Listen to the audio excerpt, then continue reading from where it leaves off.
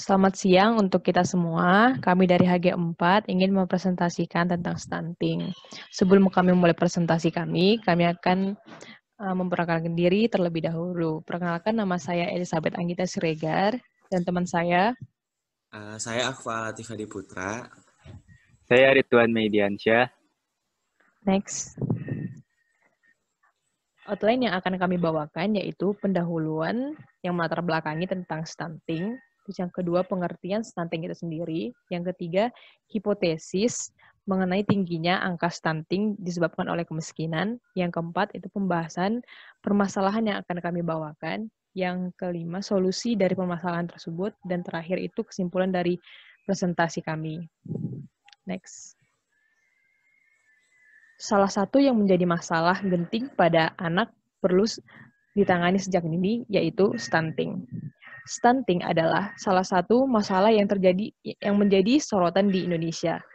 Terlebih karena angka stunting di Indonesia itu sebesar 27,67%. Sementara WHO menetapkan angka stunting tidak boleh melebihi dari 20%. Stunting juga merupakan masalah penting dan merupakan faktor penentu masa depan bangsa. Maka dari itu, stunting perlu sesegera mungkin diatasi. Menurut Kemenkes, stunting adalah kondisi gagal tumbuh pada anak balita atau bayi yang di bawah berumur 5 tahun, yang dimana tinggi badan kurang dari -2 standar deviasi dari populasi.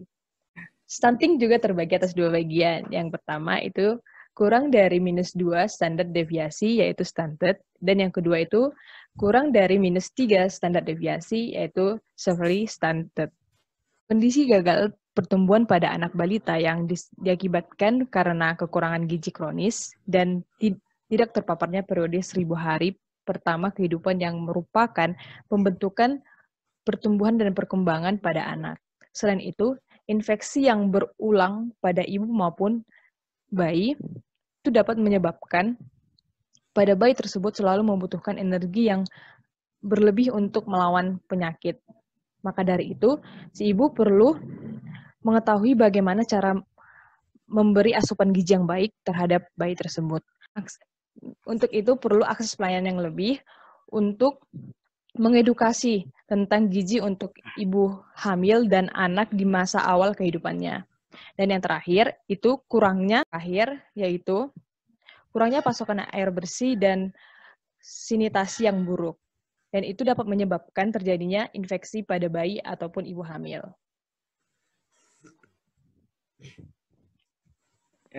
Dari penjelasan yang sudah diberikan tadi, kelompok kami merumuskan hipotesis yaitu tingginya angka stunting disebabkan oleh kemiskinan. Next. Sebelum membahas mengenai korelasi antara tingginya stunting dengan tingkat kemiskinan, perlu diketahui terlebih dahulu apa itu kemiskinan. Seseorang dikatakan miskin jika pendapatan per kapita per bulannya berada di bawah garis kemiskinan. Garis kemiskinan itu sendiri adalah jumlah minimum pengeluaran kebutuhan makanan dan non-makanan yang perlu dikeluarkan. Maka dari itu, garis kemiskinan terdiri dari garis kemiskinan makanan dan juga non-makanan yang mencakup pendidikan, kesehatan, sandang, dan perumahan. Kemiskinan itu sendiri dipengaruhi oleh beberapa faktor, seperti harga sembako, tingkat inflasi, nominal upah minimum buruh, serta bantuan pemerintah, seperti misalnya BPNT atau bantuan pangan non-tunai. Next. Lalu, bagaimana korelasi antara stunting dengan kemiskinan? Berdasarkan data dari Kemenkes tahun 2019, 5 provinsi dengan tingkat stunting tertinggi ialah Nusa Tenggara Timur, Sulawesi Barat, Nusa Tenggara Barat, Gorontalo, dan Aceh. Sedangkan berdasarkan data dari BPS tahun 2019, 5 provinsi dengan tingkat kemiskinan tertinggi ialah Papua, Papua Barat, Nusa Tenggara Timur, Maluku, dan Gorontalo. Dari data tersebut, terlihat bahwa NTT yang merupakan provinsi dengan angka stunting tertinggi juga merupakan provinsi dengan tingkat kemiskinan tertinggi ketiga. Begitu pula dengan Gorontalo dan Aceh, yang merupakan provinsi dengan tingkat kemiskinan tertinggi kelima dan keenam. Sebagai perbandingan, tingkat kemiskinan di DKI Jakarta hanya sekitar 3,42%.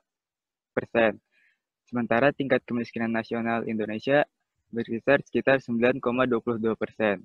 Dari data tersebut, terlihat bahwa sebagian besar provinsi yang memiliki angka stunting tinggi memiliki tingkat kemiskinan yang berada di atas rata-rata kemiskinan nasional. Seperti misalnya Sulawesi Barat dengan tingkat kemiskinan 10,95% dan Nusa Tenggara Barat dengan tingkat kemiskinan 13,88%. Next. Berdasarkan data tersebut, dapat dipastikan bahwa terdapat korelasi antara tingkat kemiskinan dengan tingginya angka stunting. Hal ini tidak lain disebabkan karena penyebab stunting itu sendiri merupakan indikator dari garis kemiskinan, yaitu akses kesehatan, akses pangan, serta pemukiman yang layak, di mana ketika salah satu dari ketiga kebutuhan ini tidak terpenuhi, maka dapat menyebabkan stunting yang terjadi pada bayi maupun anak-anak. Selanjutnya, mengapa sih stunting itu harus diatasi? Karena pertumbuhan populasi di Indonesia ini semakin harinya akan semakin terus meningkat. Nah, maka dari itu, tanpa usaha pencegahan yang jelas, generasi-generasi selanjutnya yang nantinya akan menjadi penerus bangsa, itu akan sangat amat rentan untuk terkena stunting. Nah, stunting itu sendiri dapat mempengaruhi kualitas hidup dari orang-orang tersebut. Selanjutnya, balita-balita yang terlahir dengan kondisi stunting, itu mereka sangat amat rentan untuk terkena penyakit yang menular dan juga penyakit yang tidak menular. Nah, selain itu juga balita yang terkena stunting ini mereka juga sangat rentan untuk terkena masalah perkembangan otak. Jadi perkembangan otak mereka tidak berjalan dengan baik. Nah, hal-hal tersebut itu dapat mempengaruhi nilai dari HDI atau Human Development Index. Nah, selanjutnya adalah solusi yang dapat dilakukan untuk mencegah terjadinya stunting ini atau setidaknya mengurangi. Nah, yang pertama yaitu pemerintah harus dapat memprioritaskan belanjanya untuk kebutuhan dasar rakyat agar rakyat-rakyat yang terkena stunting tersebut, seperti yang kita tahu, mereka terkena stunting karena mereka tidak mendapat kebutuhan dasar yang sesuai gitu. Selanjutnya menaikkan pajak menjadi lebih tinggi harganya itu untuk orang-orang yang kaya atau pengusaha-pengusaha besar. Nah, hal ini dapat membantu pemerintah dalam memenuhi kebutuhan dasar rakyat tersebut. Nah, kedua hal tersebut dilakukan untuk dapat mewujudkan suatu pemerataan akses. Nah, pemerataan akses yang dimaksud di sini yaitu jadi angka kemiskinan di Indonesia yang tinggi itu adalah bukti bahwa akses terhadap kebutuhan dasar itu tidak merata atau tidak adil. Nah, akses utama yang dibutuhkan di Indonesia ini yaitu yang pertama adalah pelayanan kesehatan terhadap ibu-ibu hamil dan maupun balita. Ini termasuk dari tindakan preventif, promotif, kuratif, dan juga rehabilitatif. Kemudian yang kedua, pangan. Nah, ketersediaan pangan ini juga sangat amat dibutuhkan karena untuk mencegah terjadinya stunting, maka rakyat-rakyat yang ekonomi ke bawah itu perlu mendapatkan gizi-gizi yang cukup sesuai dengan kebutuhan mereka. Jadi mereka harus dapat memastikan bahwa mereka dapat memakan makanan yang bergizi setiap harinya. Nah, kemudian untuk pendidikan. Nah, pendidikan ini mungkin salah satunya untuk edukasi atau sosialisasi mengenai program KB. Nah, program KB ini dapat mengurangi atau mencegah pertumbuhan populasi yang membludak, sehingga stunting juga dapat dicegah dengan adanya program KB ini. Nah, kemudian yang terakhir yaitu rehabilitasi ekosistem yang rusak karena industri. Jadi ekosistem yang telah rusak karena limbah-limbah industri itu harus segera dibersihkan atau direhabilitasi agar tidak menimbulkan infeksi atau penyakit-penyakit kepada balita-balita ataupun ibu-ibu hamil. Nah, kesimpulan dari yang telah kami sampaikan yaitu stunting adalah masalah yang sangat penting untuk diselesaikan. Nah, kemudian masyarakat juga harus sadar terhadap masalah stunting ini.